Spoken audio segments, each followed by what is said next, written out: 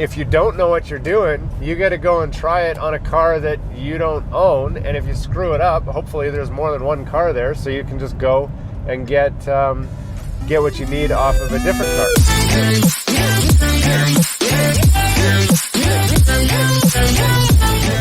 Hey, Anton here from GT Canada, and today's a special day. We are going to the wrecker.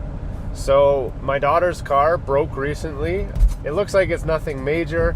Looks like she has a split in her upper coolant hose. It's just pissing water out. As soon as you pour it in, it just runs right back out. It's not a major repair. However, the car that she's driving, it's a 2005 Chevy Epica. Now the Epica is a very low production vehicle. It never did very well. It's got an inline 2.5 liter 6-cylinder engine. One thing that you guys might not know, so you guys have seen us when we do our $500 car challenge, and that's where we buy a car for $500 or less, and then we drive it on a road trip just to see how good it does. And then when we're done, usually we try to sell it, sometimes we keep it, whatever. Well, my children, I have a couple kids that are driving age, and they both are living the $500 challenge every single day that they get in their car. So my daughter's had this car for 2 years now. I bought it for $500, and so far I have spent nothing on the car. I bought it. She's done oil changes, not nearly as often as she should. I think she's done like 2 oil changes in the 2 years she's had it. But it's just been running great. So this is the first problem that we've encountered with the car where I have to do any work to it at all. So it's not a big deal. What is a big deal though is the parts for this car. Because it's so rare, nobody stocks any parts. So I called around the town where she lives, and nobody has a upper radiator hose, and they'll have to order it from their supplier, and their supplier has a 4-week waiting period to get it to them, which, I mean, I could probably fly to China and get it myself and bring it back faster than 4 weeks. I called my supplier local to my town. They said they can get it. It'll take them about a week to get it because it's in Canada. It's just on the other side of Canada, so they'll have to ship it over. And by the time all is said and done, they want 30 or 40 bucks for this hose that should only be 10 bucks. So I'm going to go to the wrecker for the hose because it's a better option for something cheap. The weather's somewhat warm. It's 0 degrees Celsius outside. What I'm going to do today, and this is why it's your lucky day, I'm going to show you what it's like to go through a wrecker. So I know a lot of people, you want to do your own repairs, and this is certainly a very cost-effective way for somebody who's not afraid to get their hands dirty to go and get some parts at an inexpensive price. And they can, the nice thing about a wrecker is if you don't know what you're doing, you got to go and try it on a car that you don't own. And if you screw it up, hopefully there's more than one car there, so you can just go and get what you need off of a different car. So in my case, there is 2 cars according to inventory. The wrecker that I go to is Pick and Pull.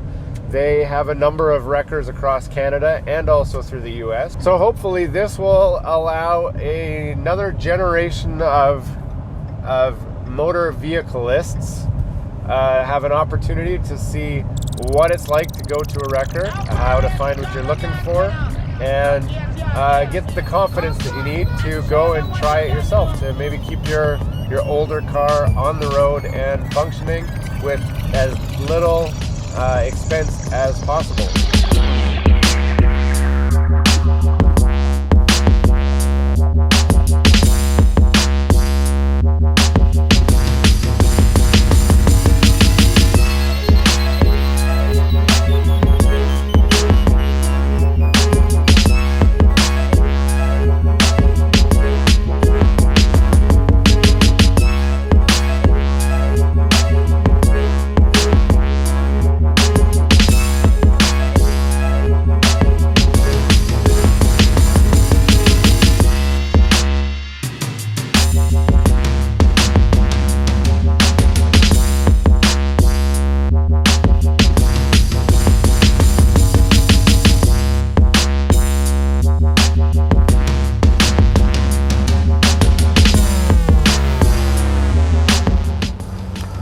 So we're here at Pick and Pull now, so I'm going to throw my coveralls on and walk you through the tools real quick before we head inside.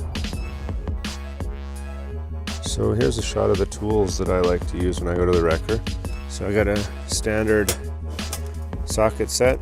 This is a metric set. So the nice thing about metric is you can work on anything domestic or import, and a metric socket will fit on it. Whereas if you use a standard one, a lot of times you're not going to be able to have the socket that you need if you're looking at an import like Hondas and that sort of thing, Toyotas. Also got a bag full of tools, some gloves, vice grips, miscellaneous kinds. I love my Thor hammer. This thing's awesome for beating off stubborn stuff. And then just a miscellaneous. You'll notice there's some regular household woodworking stuff too, a chisel. This has come in really handy for getting off sheet metal that's kind of in my way. Miscellaneous screwdrivers, wrenches, hammers. Again, I've got probably a lot more in here than I need, but because I use one of the wheelbarrows, I just throw my tools on there, and then it's not a big deal to have so many. I've also got my electrical tools, which I got some sort of cutting plier device. Those are really handy when you're getting off stuff, because a lot of times you don't care about wires for sensors and stuff. You just cut them before the clips, and you can take what you need home, have the whole connector and everything. So it's a good overview of the basic tools that I'll take with me when I'm going to the wrecker. If I know specifically what I need, then I will also make sure that I got those custom tools with me as well. But these are just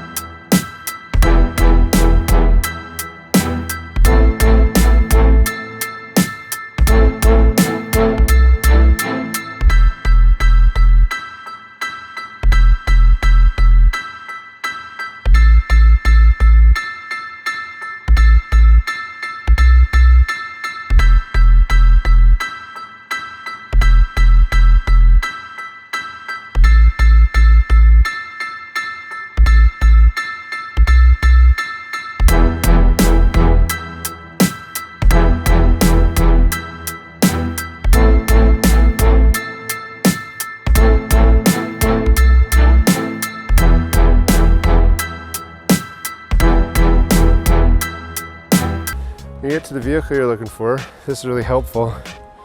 So this will tell you stuff that you need to know. It's got actually that's when it got put on the yard, March 5th, 20. It's a 04 Epica. That's the stock number. So either way, this should have what we're looking for.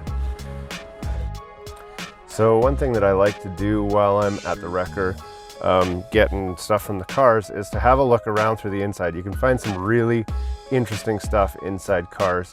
A lot of times you'll find like amplifier hookup kits, you'll find aftermarket stereos, fill your pockets up with fuses. You have to pay $1 to get in here, so you might as well get $1 worth of fuses in your pocket just to help out around the shop when you need a fuse for here and there and whatever. Because this is the same car as my daughter's car, I'm also grabbing some other little miscellaneous bits and stuff that she could use to make her car more complete. So that's the advantages of going to the wrecker. So for example, there's a little plastic cover on the steering wheel that she says she's missing on her car. It's been missing the whole time. We don't know where it went.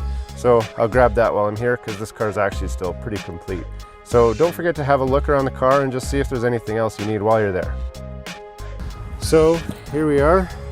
This is what we came for. right here. New radiator hose. They charged us $4.99 Canadian for this, which, as I said before, it's about 30 bucks to buy this and get it shipped here. So this should fit.